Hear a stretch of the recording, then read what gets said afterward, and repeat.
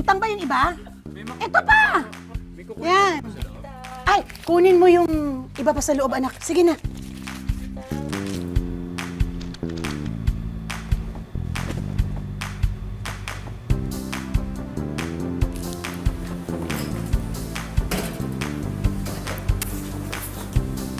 Blockbuster na naman, grabe! Alam mo, sa sobrang lakas nito, dapat gumawa na tayo ng sarili nating page. Hashtag Monay ni Mona. Natoy, hindi maganda pakinggan. Lakas talaga ng pandinig nun. Alam mo, buti hindi ka tumandang dalaga kagaya ni Tia Belen. Alam mo, loko ka talaga. Dalhin mo na nga to. At kanina pa tumatawag ang Kuya Diego. Kuya? Sige, dali lang. Magandang umaga! Barangay Santissima! Ito na ang Monay na magpapaganda ng umaga ninyo! Oh, mahal! Wala ka bang duty ngayon? Mahal, miss na kita. Ito, tumakas lang ako. Pasensya ka na, busy ka ba? Oo, mahal. Alam mo ba, pinipilahan itong bakery natin. Grabe, umuwi ka na kasi, mahal. Magbenta lang tayo ng tinapay. 5 taon na kayong kasal nito ni Mona, hindi mo pa ako binibigyan ng pamangkin. Liga na dito, gawa na kayo. Gusto ko kambalagad. Loko talaga. Tol, gustong-gusto ko yun. Pero tsaka na, pag sigurado ng financially stable kami. Eto na nga, magkakatrabaho na ako. Final interview ko na sa Lunes. Makakabawi na rin ako sa'yo, Tol.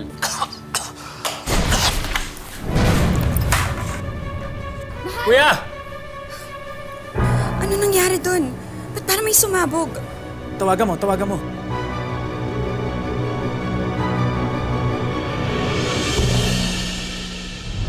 Happy New Year mga kapuso! Bagong taon na naman, bagong pasabog na mga pagsubok at pagbabago ang maaari nitong ihatid sa ating buhay. Pero habang natututo tayong sumabay sa agos, minsay bigla na lang tayong mapapadpad kung saan na parabang pinaglalaruan ng tadhana. Ganyan ang mangyayari sa magkapatid na Diego at Natoy na masusubok ang pagmamahal na bumibigkis sa isa't isa dahil sa isang babae. Tungkol dyan ang ating 2-part special episode dito lang sa Tadhana. Sa pinakamainit na balita, tinatayang 25 katao ang patay sa nangyaring sunog sa isang tire factory sa Nantong District, Taichung City sa Taiwan. Kabilang rito ang 5 Pinoy na tinutukoy pa rin ang pagkakakilanlan. Ayon sa nakaligtas sa staff, sarado raw ang fire exit doors kaya't hindi agad sila nakalabas. Sa balitang sports naman, Diyos ko, iligtas niyo po yung asawa ko. Hindi na ako pwedeng dumito lang at maghintay na balita. Pupuntahan ko yung agency ni Kuya. Alamin ko kung ano talaga kalagayan niya. Sasama ako. Hindi na muna. Ako nang bahala. Babalitaan ko na lang kayo.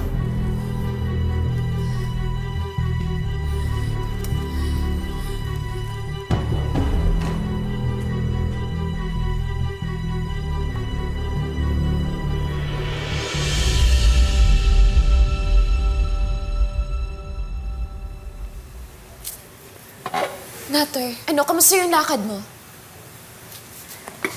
May balita ba sila kay Diego?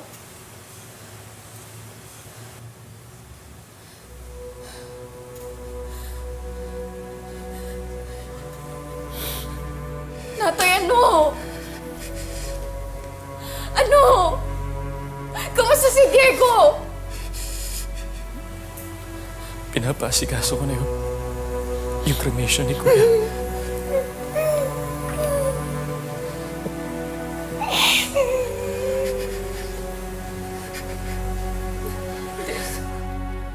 Hindi yan totoo! Hindi yan totoo! Hindi patay si Diego! Hindi!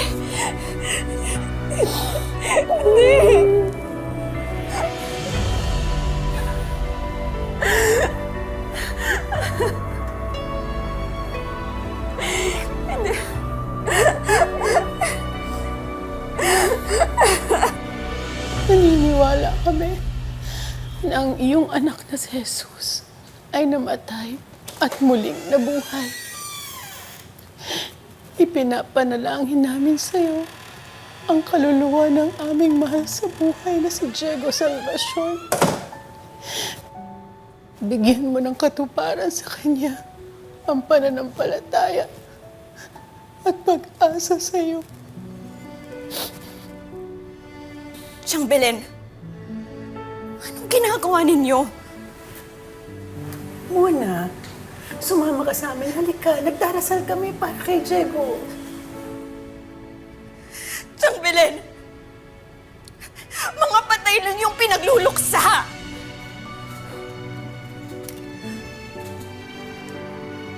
Hindi naman patay yung asawa ko eh. Bakit niya siya iniiyakan? Buhay si Diego! At walang magluluksa sa bahay na to hanggat wala pang dumarating na bangkay!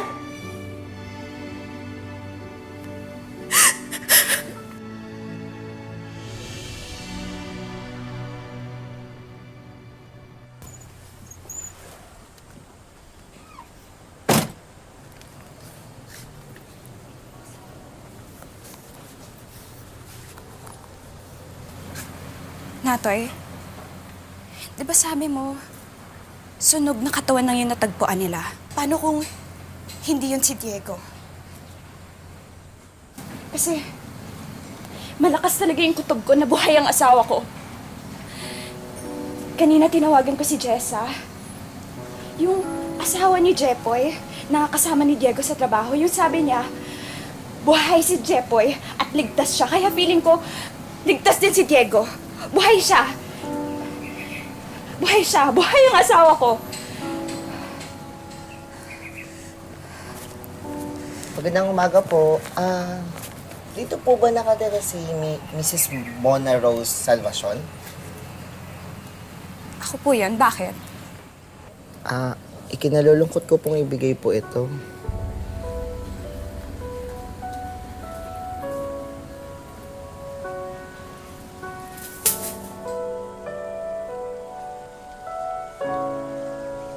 Ito din po yung death and cremation certificate at ibang papeles.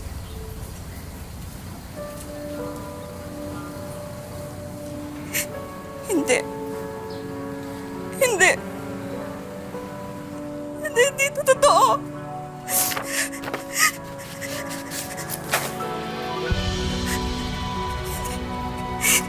Hindi patay ang asawa ko. Hindi patay ang asawa ko. Ibalik niyo siya! Ibalik niyo si Diego! Hindi! Hindi totoo! Hindi! Hindi! Ako na patay! Buhay ang asawa ko! Diego!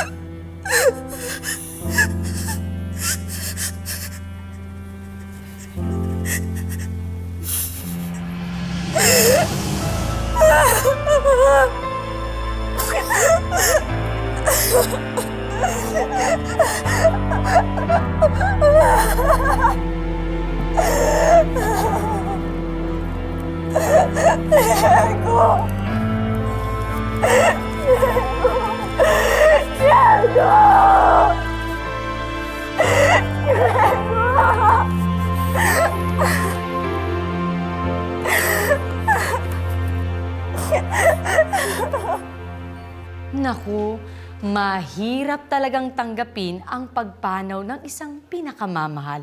Lalo pa siguro kung mangyayari ito ng biglaan at hindi inaasahan. Mabuti sinundo kita agad. Kundi napagtripan ka ng mga lasing doon. Dahan-dahan, dahan-dahan. Oh. Mona. Mona.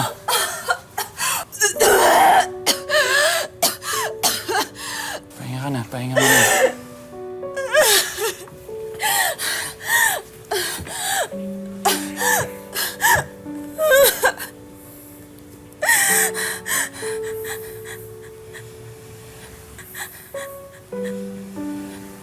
Mahal. Mahal. Sabi ko na nga mabuhay ka eh. Kahit ilang beses nilang sabihin na patay ka na. Hindi talaga ako naniwala. Hindi ako nakinig. Kasi alam ko na babalikan mo ako.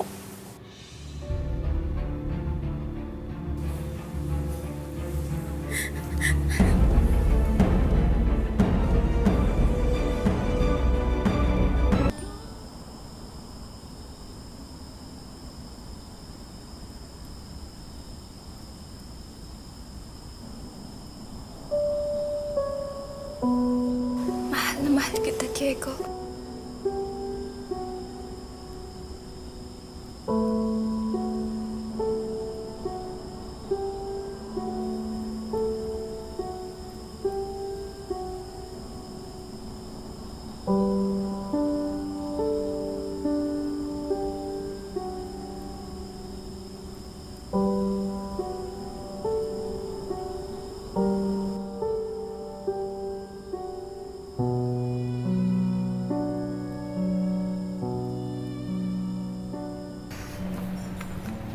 Pre, kamusta pala yung final interview mo?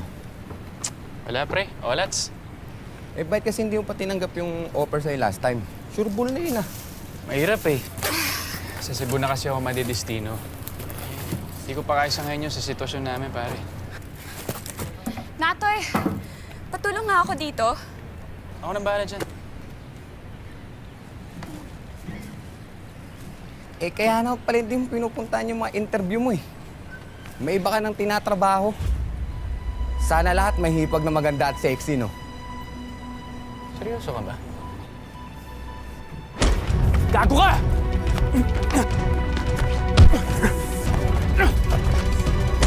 Ano sabi mo, ha? Ay, tama na! Tama na! Malis ka na dito, hayop ka! Tama na! Tama na! Natoy, ano ba? Ang tanda-tanda mo na pinapatulan mo pa yung mga ganyan? Bastos yun eh! Narinig mo may sinabi niya sa'yo? Hindi ko papayag na ganunin ka.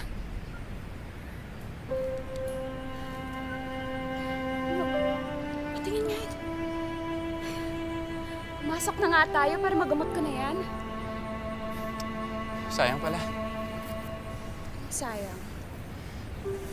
Sayang kasi, sana ito na lang yung tinamaan niya. Para ito na lang yung gamutin mo. Ako ka talaga. Muna, seryoso ako.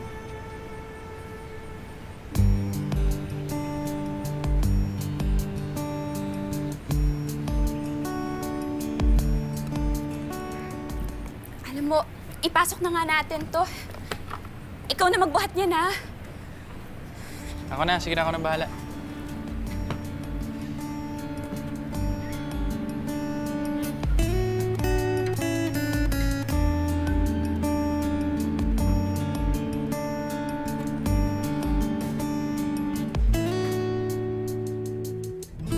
Sa panahon ng pagluluksa, naging karamay at sandigan ni Mona at Natoy ang isa't isa. Kaya naman pagtagal, unti-unti silang nagkamabutihan at nabuo ang isang espesyal na relasyon.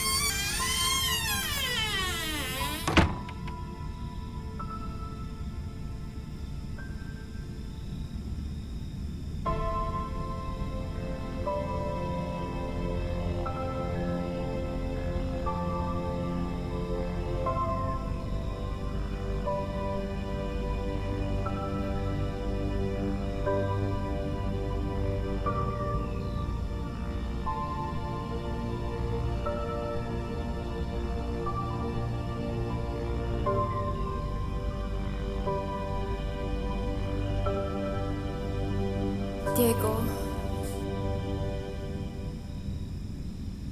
Kuya, patawarin mo ako.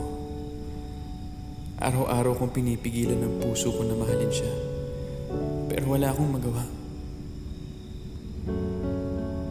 Araw-araw ding tumitindi ang nararamdaman ko. I'm sorry, mahal. Maniwala ka. Hanggang ngayon, kinukumbinsi ko pa rin ang sarili ko na mali itong nararamdaman ko para sa kapatid mo.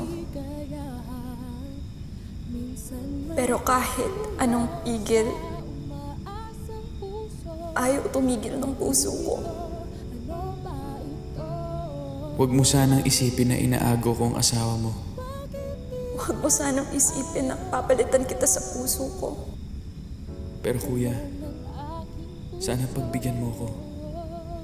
Sana pagbigyan mo ko na alagaan at mahalin ang asawa mo. Mahal ko na si Mona. Sana pagbigyan mo ako magmahal ulit, Diego. Nahuhulog na ako sa kapatid mo. Bakit nagkaganon? Ba't di na lang tayo?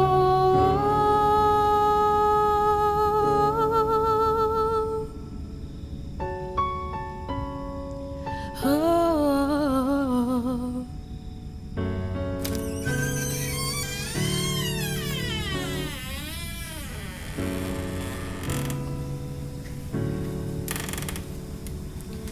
Nato. Salamat ah.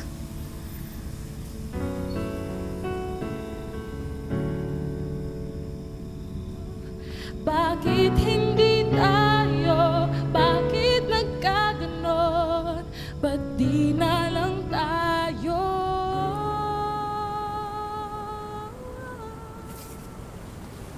Natoy, si Mona, tulungan mo sa pagbebenta, ha? Tapos, kung pwede, huwag ka na uminom kasama ng mga barkada mo, please. Ha? Kagabihin ako. Hindi na ako umiinom, Tia Belen. Papasundo ba kayo? Hindi na. Hahatid ako ng kumare ko, ha? Sige, ingat. Ingat po kayo. Okay.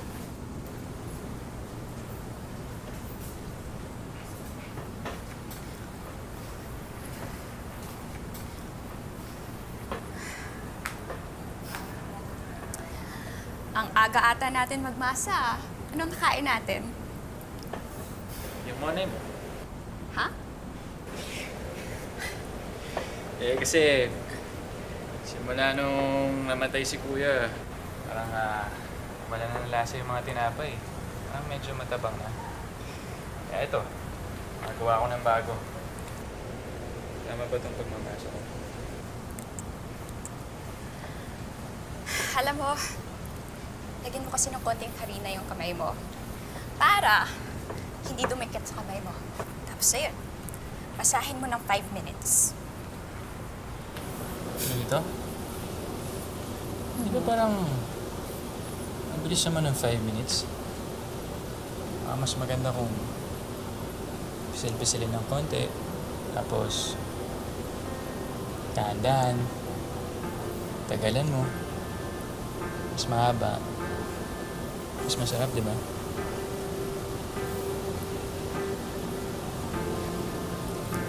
Alam mo, pilyo ka talaga. Tumigil ka nga. Subukan natin.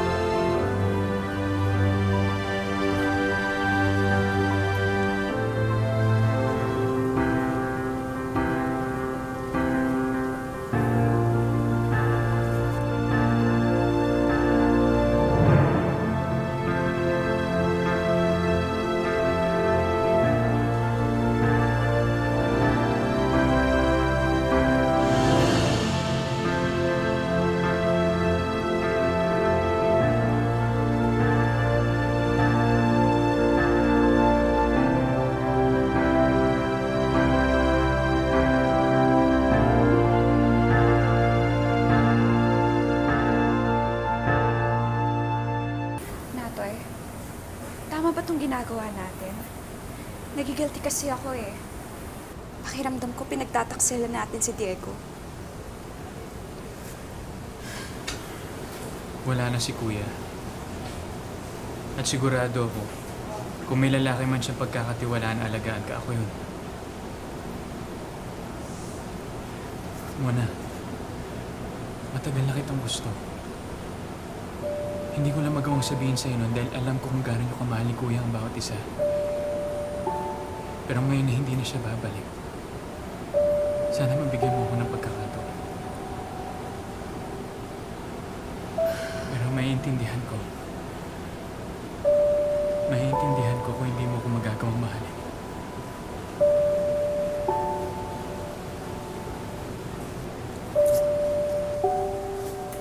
Natoy, hindi ko magawang hindi ka mahalin. Simula nung nawala si Diego, hindi mo ako iniwan. Lagi kang nasa tabi ko. Pinapatawa at pinapalakas yung loob ko. Yung puwang na iniwan ni Diego. Pinuno mo ng pagmamahal at pag-alaga. Hanggang sa ikaw na ang nagmay-ari ng puwang na yun. Pero Diego, natatakot talaga ako. Natatakot ako sa iisipin ng ibang tao. Ayoko isipin ni Chang Belen na hindi ko man lang nirespeto si Diego. Kaya, kung pwede ba, ilihim muna natin hanggang sa maging handa tayo.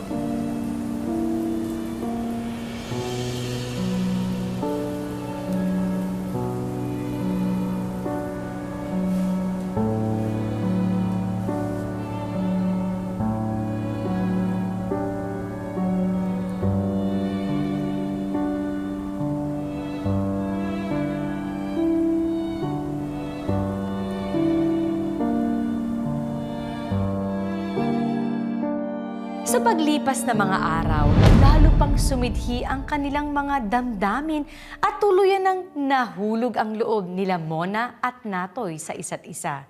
Isang pagmamahalang bagamat palihim ay tila walang katapusan.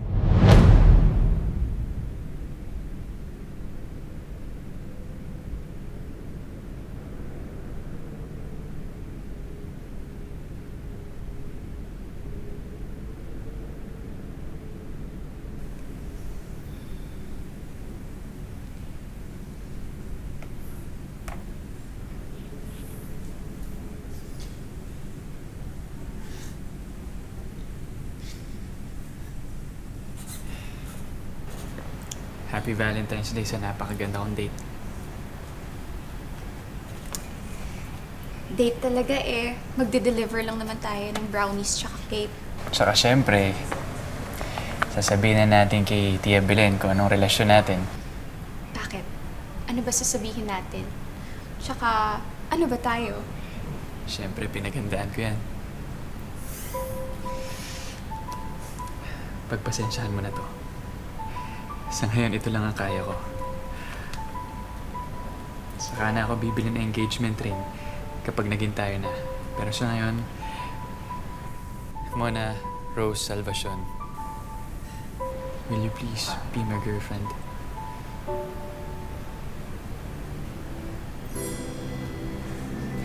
Oo. Oo naman. Pero Natoy, nasasabihin din ako sa'yo. Natoy, buntis ako. Buntis ako.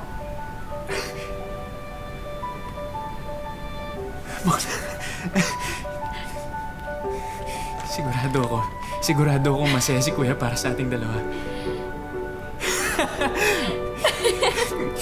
Suot ko na to.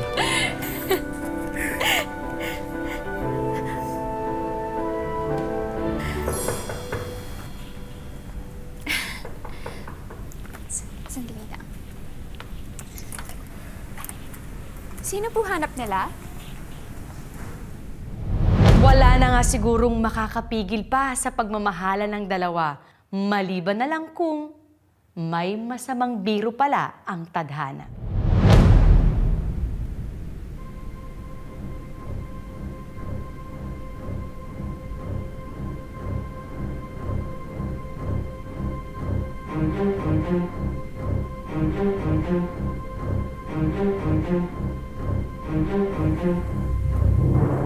Diego?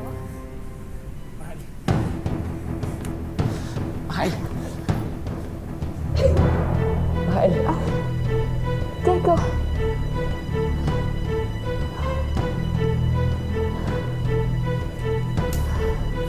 Kuya, Natoy.